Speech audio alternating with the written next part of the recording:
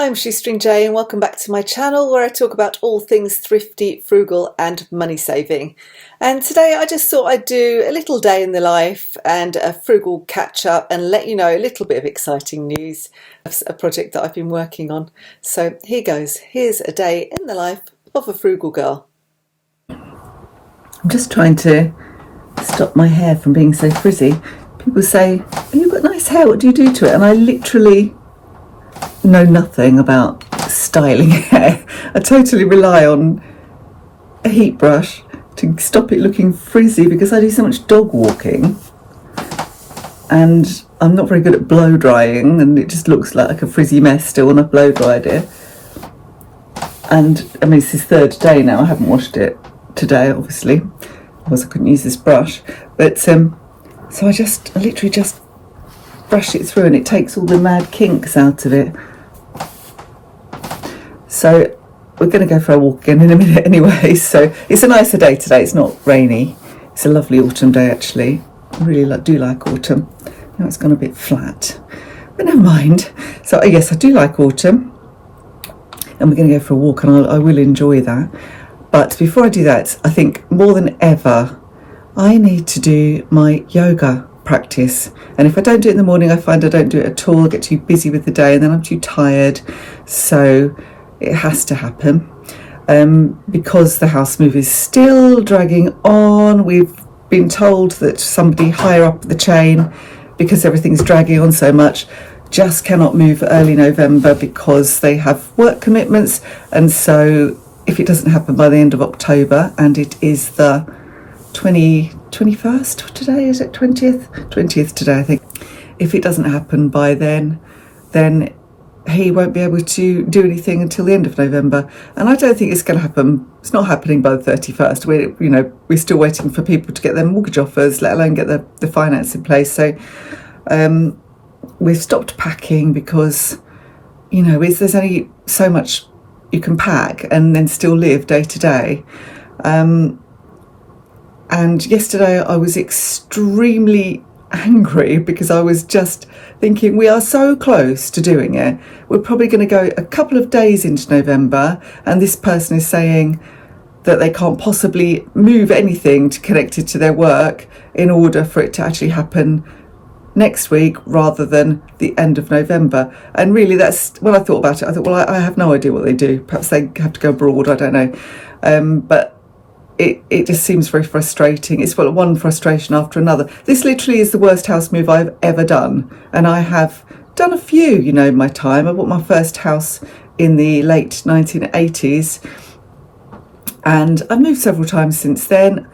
And I've never, ever experienced so much chaos and so many problems as I have with this one. And all the time, our buyers, our first-time purchasers, they've had one little wobble. They made us renegotiate the price because interest rates were going high and the state of the economy and that kind of thing. And I'm really worried that if they have to wait another 3 weeks, they might decide to pull out altogether. If you watch the news, and I tend not to, I have to say I tend to listen to it because the news is grim all the time about everything and it's depressing and it makes you forget that there are good things going on in the world.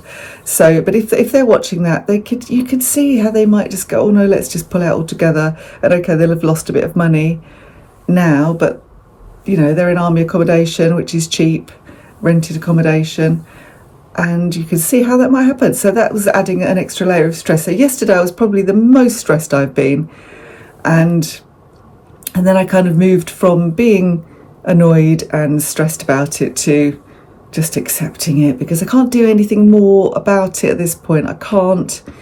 There's no point in just stressing. So I think Justin's kind of on the same page as well now. We just think, well, we've done quite a lot. We've packed up the stuff we don't need.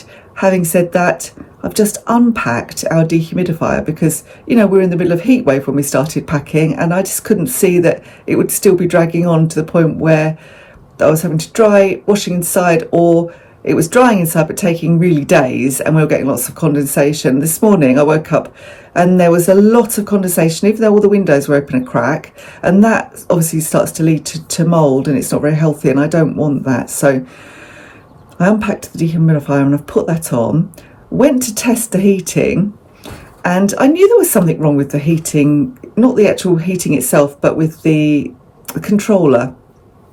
Ever since the electricians came round to do the survey, when I've gone to do just like plus 1 hour for hot water, if we need extra hot water in the afternoon, because we only have it on in the morning at the moment, I noticed it wasn't working, the button.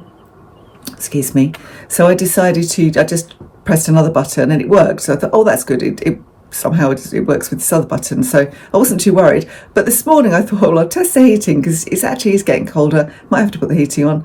And I realised that whatever button you press, it just gives you plus 1 hour on the hot water. You can't program the heating, you can't turn the heating on, you can't turn anything off, you can't program anything.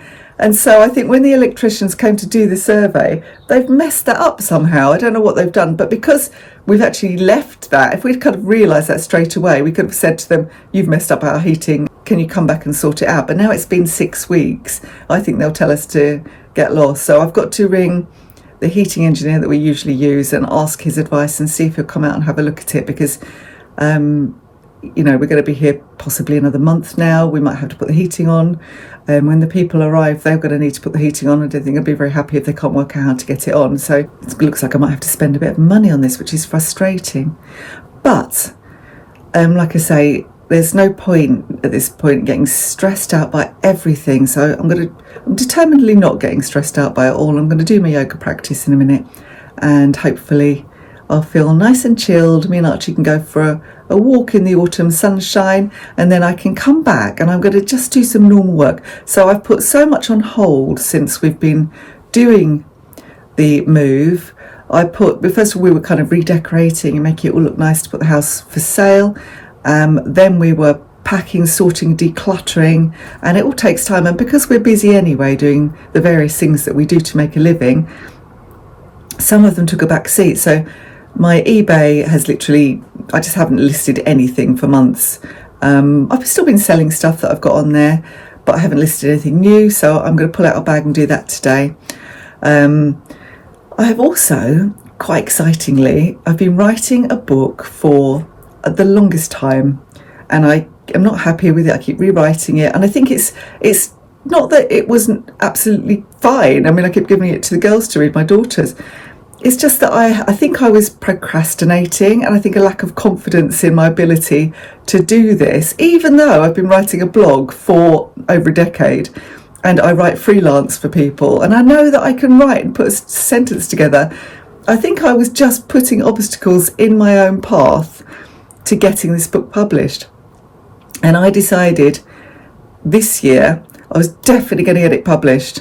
And seeing as we are at October now, heading into November soon, I've got my daughter to proofread the whole thing. She is a professional editor and proofreader and writer, so I got her to proofread the whole thing. I've put all of her the errors that she pulled out, I've sorted those out. I've gone through it again myself. I've rewritten odd little bits, and now, because I am not confident to upload it to Amazon myself, I have got somebody that I know vaguely, but I know that he's done books for other people, to format it and do it for me, because I want to be confident. This is my first book, and I want to be confident that it looks really good and it makes sense and it's the best that it can be.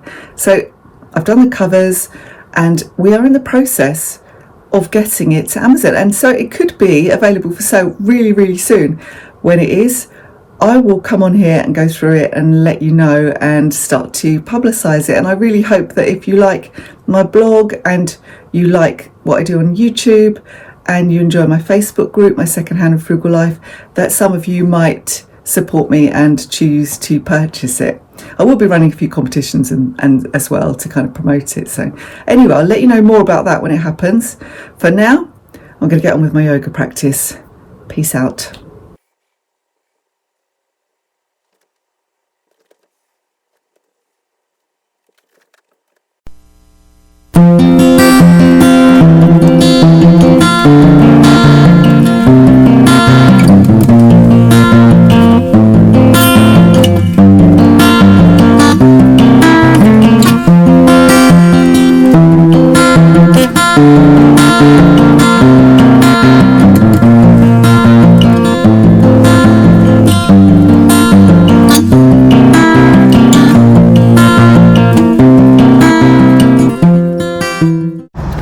So even though it's a lovely sunny day, I've got cold hands. Put my mittens on, Justin would laugh at me.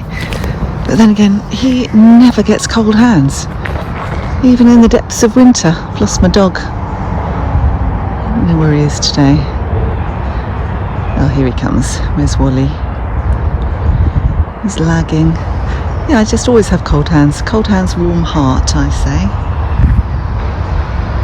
Now, when I did a vlog and I walked around here recently, it was so windy I could barely get the microphone to function, but it's a lot better today. You can still hear the tip, though. There is a landfill site next to this. I think this might have been part of the landfill site at one point, but it's given over to nature now, and playgrounds and things, and it's really nice. It's a really nice park. So I did my yoga practice and I felt so much better for doing that. And I haven't had any breakfast yet. I thought I'd come out, bring the dog out, get that out of the way. Then I'll go back and get some porridge and make some of the turmeric latte I showed you in a recent video, which I just love now. I really like it. Come on, Hutch. He's lagging still. And then I'm going to plan the meals for the week using what we've got. My daughter did a small shop for me yesterday before she disappeared back home, because she was going to the supermarket anyway. And I really don't need anything else. We can survive on that for probably the next fortnight. But we'll need sort of probably eggs and bread and milk in that time. I think I'm going to need some cheese actually as well, so I will need to probably do another little shop at some point. But I'm going to mainly focus on vegetarian food this week. I just really feel I want to be vegetarian, but I was looking at some recipes yesterday thinking that this is just going to mess up my gut. I tried it before. I just can't eat lots of pulses. I just can't, and loads of vegetables. I can eat, obviously I eat quite a lot of vegetables, but I can't just have a meal that's all vegetables. Well, I can have the odd one, but I can't do it every day, or I start to really struggle. Oh, where is he now? Oh, he's right behind me. Silly boy having a sniff. So yes, what was I saying? I was vegetarian for 16 years, from the age of 16 to the age of 32. And then I had a family, and my ex-husband, my then husband, didn't want to be a vegetarian, and I was the main sort of cook because I worked part-time, and the kids wanted to eat meat, and in the end it was such a struggle trying to do more than one meal that I just gradually started reintroducing meat into my diet. And then fast forward sort of 10 years, I started having so many problems with IBS. And just gut problems generally. I'm not saying that was the result of eating the meat at all. I don't know what it was, a result of stress, I think. But when I tried to go like mainly plant-based, you can see some of my early videos I was doing it. I just got unwell, like, you know, I'm out with the dog and I have to run to the toilet unwell, and I just realised I can't eat like that. I wish I could, but I just can't. I can't eat soya either. So I've got to accept that I can't be fully vegan, and I probably can't be fully vegetarian. Well, I can, but I get too much reliant on cheese and eggs, really, because I don't want to eat too many pulses. I do eat pulses, I love them.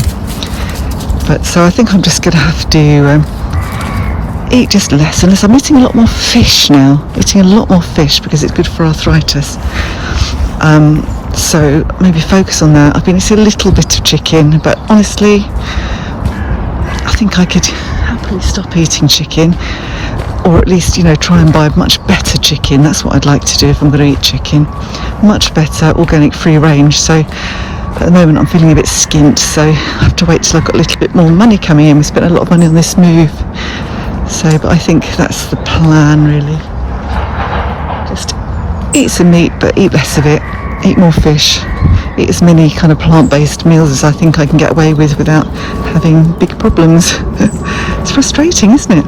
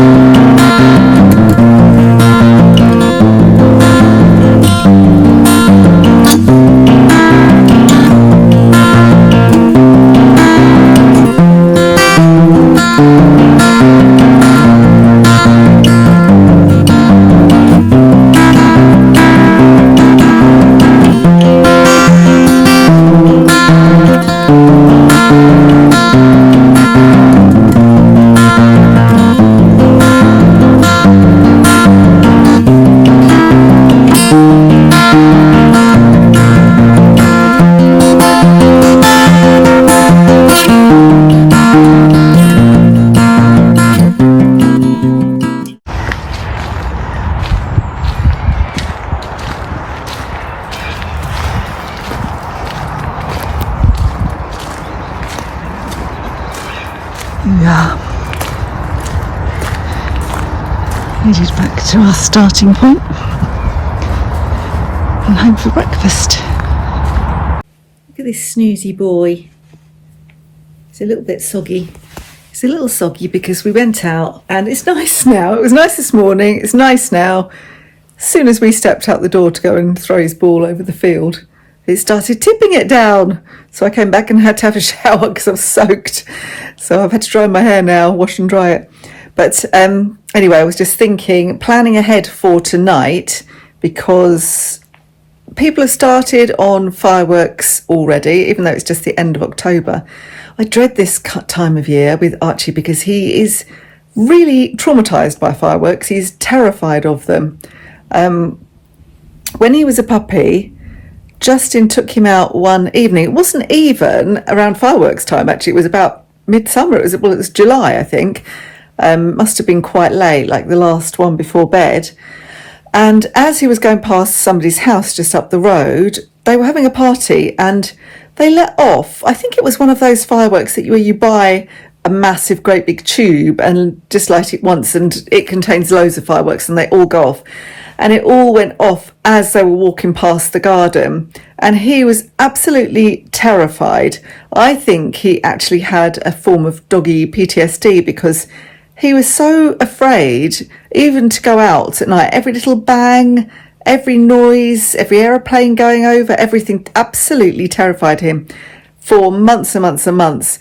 And even now, he's fine in the summer. But even now, when we go out and it's dark in the evening, and it's getting dark now in the evenings, he's really scared. I mean, he won't come any distance with me. He'll go just behind me. There's a little green area. He'll go on there and have a wee, and that's it. He doesn't want to go any further, which I suppose is quite handy. But at the same time, you know, he used to have a little walk around the block, and if he needed a poo, we could get that done as well. But now we can't because he won't go that distance. And last night, I couldn't even hear the fireworks, but they must have been going on because he was really bothered. They must have been way in the distance, but they have better hearing than us, don't they, dogs? And I was sitting on the other sofa, and he never sits on the other sofa. It's not his sofa, it's the cat's sofa, and he doesn't like it. I was sitting on there, and he jumped up and curled up right next to me, and I thought, that's really unusual. He never does that. He does it on this sofa, but not on that one. And I couldn't work out why he just wanted to, he was being clingy, really. And then when I went out the back of the house, I could hear them. I could hear some fireworks going off. They must have been going off all night, because this was sometime later, and I could hear them, but they were quite away in the distance, and he was spooked. He normally, he gets into his basket on the floor. He can come up on his bed, but he usually starts off there. And he just got as close to me as he possibly could. Justin wasn't here because I think he'd feel safer with Justin. He got as close as he possibly could, snuggled right up, and he stayed there all night. He just didn't move. He was really bothered. Poor little boy. So fireworks are not great for dogs. I used to really enjoy a firework display, but now I just dread them happening. And especially as they don't just happen on the 5th of November, do they? They really happen for weeks before and weeks after, and then you have them at Christmas and you have them at New Year, and then you'll have them at random other times, and you never know when they're going to be. And if he hears one, I mean, you can be out with him and a firework will go off. It happened a couple of weeks ago, and it was light still, so I don't know why fireworks were going off. And he will try and get off his collar to get away from them to get home. He's so afraid. You have to really hang on to him. Poor little sausage, aren't you? Yes. And so what we've got for tonight ready is this. I bought this last year and we don't use it very much at all. You can see there's still quite a lot left. It's an DITL kind of plug-in thing. It's one thing. And these are really good. We use these whenever we think he's going to be a bit bothered. They're just a natural plant-based, like a herbal thing. And they're really, really good. So if you've got a nervous dog, Vet's Best Comfort Calm, they're called. And we've bought, it's sort of about the 4th or the 5th lot of these we've had. And he only has them occasionally, but anytime, if we're going to, you got them now, and you, get off. If we're going to go on a journey, get off. You're stealing my thunder. If we're going to go on a journey or something, or if there's anything that might, make him a bit anxious, like going to the groomers or going to the vets or anything like that, we'll give him one of those. We dip it in a bit of butter, and he really likes them. He likes the taste of them, don't you? So I'm going to get that in him. It's 4 o'clock now. I'll do it at about 5:30 because it will just be getting dark then. At the moment, the clocks haven't gone back yet. So what do you think, Arch? No, don't know. He doesn't care now. So that's that. So that's the sort of day in my life. I will let you know what happens with the house move. God, if we ever, I just can't, stop talking about it. Deep breaths. I will let you also know when the book comes out, and that will be great if you can support me on that. And in the meantime, if you fancy a bit of frugal chat, do come over to my Facebook group, My Secondhand and Frugal Life, where you'll find lots of really useful information and people sharing their bargain buys, great secondhand bargains, and good food tips, that kind of thing. So you're very welcome to come over and join us. If you do join, don't forget to answer the 2 questions. Otherwise, the admin team will just say no. You've got to answer 2 questions. That's all, not just one. I've got a big thing saying please answer both questions, but people seem to miss the second one. So if you enjoyed this video, don't forget to give me the thumbs up and subscribe, and I will see you next time. Bye for now.